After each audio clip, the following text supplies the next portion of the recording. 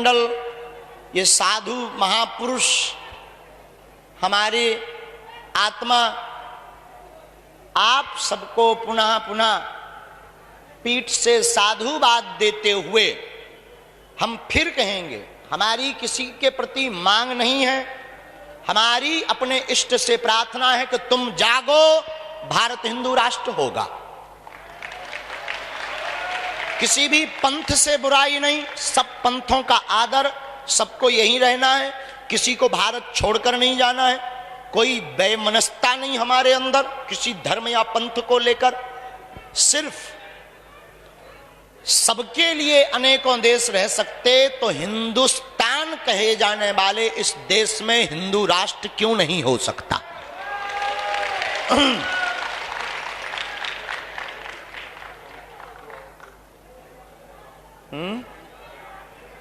जो बीच में मध्य में महापुरुष आकर चले गए, संत भगवान आकर चले गए, उन संतों को भी दंडवत प्रणाम। और जाकी रही भावना प्रभु मूरत, इस आयोजन को कोई शक्ति प्रदर्शन के रूप में देख रहा, कोई पार्टी के रूप में देख रहा, हम बजरंग बली की कृपा के रूप में देख रहे हैं। और आप सोच रहे होंगे कि बार बार ऐसा बोलने से महाराज जी क्या कहना चाह रहे हैं। हम तुम्हारे अंदर का कीड़ा भगाना चाह रहे हैं, कहना नहीं चाह रहे, कीड़ा भगा। एक बार एक सज्जन एक दुकान पर बैठे थे, एक कौवा, कौवा जानते हो, कौवा दही के एक परात पर आके बैठ गया। जैसी दृष्टि वैसी सृष्टि, इस पर हम आपको बता रहे, जाकी रही भावना, इस पर हम बता रहे। एक सज्जन जलेबी खा रहे थे, एक कौवा आया और दही की परात पर बैठ गया, दही को खाने लगा। तो जो मालिक था उस दुकान का, उसने एक पत्थर लेकर के कौवा को मार दिया, कौवा मर गया। वो सज्जन पूरा देख रहे थे। तो वो सज्जन पानी पीने गए तो पानी की टंकी के पास में एक केवला, केवला की गांठ जो काली होती ना, वो डली थी। उन्होंने वो उठाई और उस सफेद टंकी में लिख दिया, काग दही पर जान गवायो, काग दही पर जान गवायो, काग दही पर जान गवा। चला गया। उसने तो अपनी दृष्टि से लिखा, जो देखा वो लिखा कि काग दही पर जान गवायो। इतने में एक कवि महोदय आए, वो समोसा खाने लगे। उनकी नजर उस लाइन पर पड़ी, काग दही पर लिखा ये था, लेकिन इन्होंने क्या पढ़ा, कागद ही पर जान गवायो। क्योंकि ये कवि थे, इन्हें लगा कि बहुत अच्छी लाइन लिखी है, हमने पूरी जिंदगी कागज के ऊपर निकाल दी, आज तक कुछ नहीं हुआ।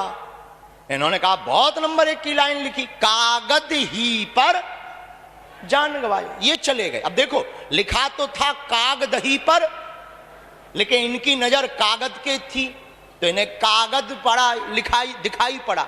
लेकिन एक इलू इलू वाला आया, लवेरिया से ग्रसित, भयंकर बीमारी जिसे लगी थी, और उसकी वो जो क्या बोलते हैं महबूबा, वो दूसरे के साथ फुर्र उड़ गई। तो ये आए टेंशन में, मरने जा रहे थे, वो तो चली गई, अब मरेंगे। ऐसे लोग ऐसे होते हैं, साइको। तो इन्होंने कहा कि मरना तो है ही है, पर जलेबी खाकर क्यों ना मरे। और बात भी सही है, ऐसे लोग भारत में ही पाए जाते हैं। हमारा चंगीलाल रेलवे स्टेशन पे मरने गया, हाथ में एक पैकेट लिए, एक महात्मा जा रहे थे, कहां जा रहा है चंगीलाल? मरने। हाथ में क्या है? रोटी। मरने जा रहे, रोटी मतलब? बोले वाह, भारतीय रेल है, लेट हो जाएगी तो भूखों मरेंगे। ऐसे भी दूरदृष्टि के सोच वाले होते हैं। ऐसे ये सज्जन, इन्होंने कहा मरना तो यही है, वो तो फुर उड़ गई है तो जलेबी खाकर मरे। तो ये गए और उस पे तो वो जो जिस सज्जन ने पहले नंबर पर लिखा था, उन्होंने लिखा था काग दही पर जान गवायो। लेकिन ये आए तो इन्होंने क्या पढ़ा, कागद ही पर जान गवायो।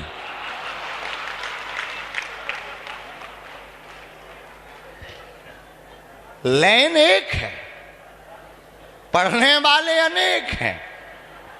जो जैसा चश्मा लगाकर पढ़ेगा उसको वैसा ही अर्थ मिलेगा। उसी प्रकार बागेश्वर धाम एक है, संकल्प सनातन है। आप लोग जैसा चश्मा लगाकर देखोगे आपको बागेश्वर धाम पर वही बहुरंग दिखाई पड़ेंगे। अब आपके ऊपर है कि आप कौन सा चश्मा लगाकर, कौन सा कैमरा मेगापिक्सल का लगाकर देख रहे हो। बोलो सीताराम, जोर से बोलो ना। तो आज के संपूर्ण इस 7 दिवसीय बुंदेलखंड महाकुंभ में, जहां कल लगभग पूरे दिन का जो एक निकाला गया, पूज्य महाराज जी बता रहे थे और महापुरुष बता रहे थे, लगभग 12 लाख लोगों ने कल आस्था की डुबकी लगाई है एक दिन में। और ये गंज के हैं, गंज में पता होगा कि यहां से 6 किलोमीटर दूर तक जो है पार्किंग थी। और धन्य है भारत में बुंदेलखंड में भक्तों की आस्था। 6 किलोमीटर धक्का खाकर, धूल खाकर भी बागेश्वर बालाजी के इस महाकुंभ में स्नान करने आए। और हमने उसको धूल कह करके शायद धूर्तता की है, वो धूल नहीं, चरण रज है। हमें भरोसा नहीं, दृढ़ता के साथ हम कहते इस यज्ञ में जरूर हमारे सन्यास। कल हमसे एक व्यक्ति पूछ रहा था कि आप पादुका नहीं पहन रहे, चरण वो खड़ाऊ चरण तो नहीं है हमारे, पावई है, चरण तो संतों के होते हैं। तो उन्होंने कहा, एक बच्चा वहां अन्नपूर्णा गए थे, पत्थर बड़े बड़े थे, बोले गुरुजी आप क्यों नहीं पहन रहे। तब हमने उसको एक भाव कहा था, फिर से बोलूं।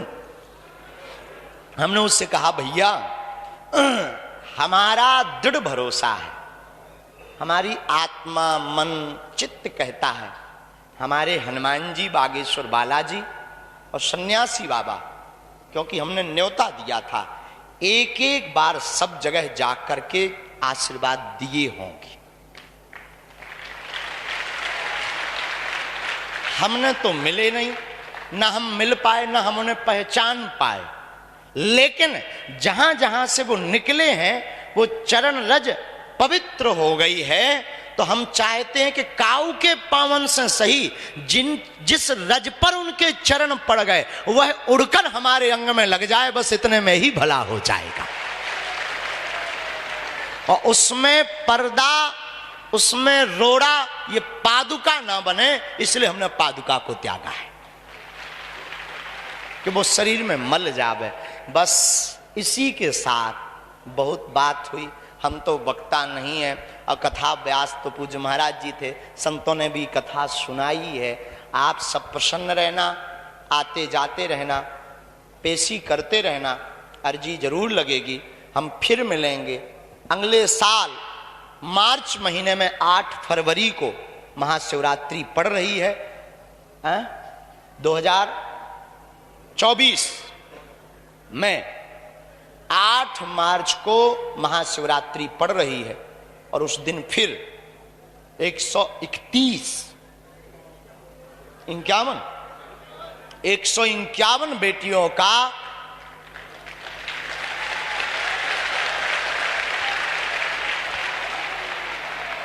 अब बाकी अब बात आप ही कर लेते हो तो पूरी बोलने की क्या जरूरत है।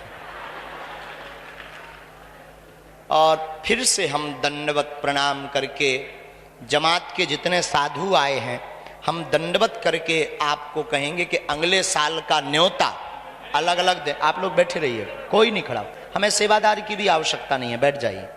अगले साल का न्योता हमारा अभी से स्वीकार करो।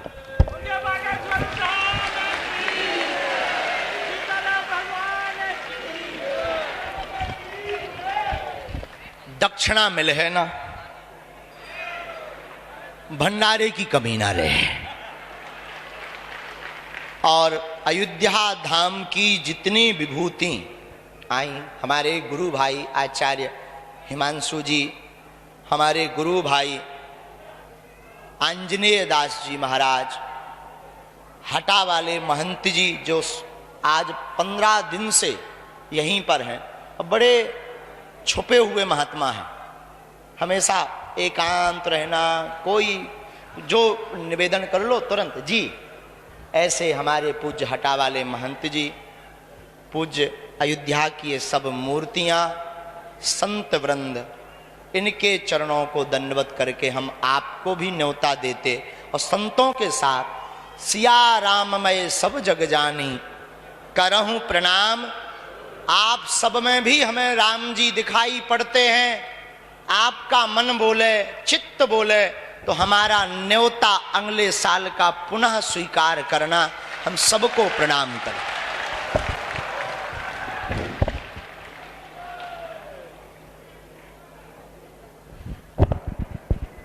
संतों को दंडवत करके अब हम इस पूरी टीम सेवादारों को तो कहने की आवश्यकता नहीं है, क्योंकि जो सेवादार हैं वो हमारी उंगलियां और आंखें हैं, और अपनी आंखों को और अपने हाथों को क्या धन्यवाद देना। और बैठे रहिए। इस आयोजन में संस्कार टीवी चैनल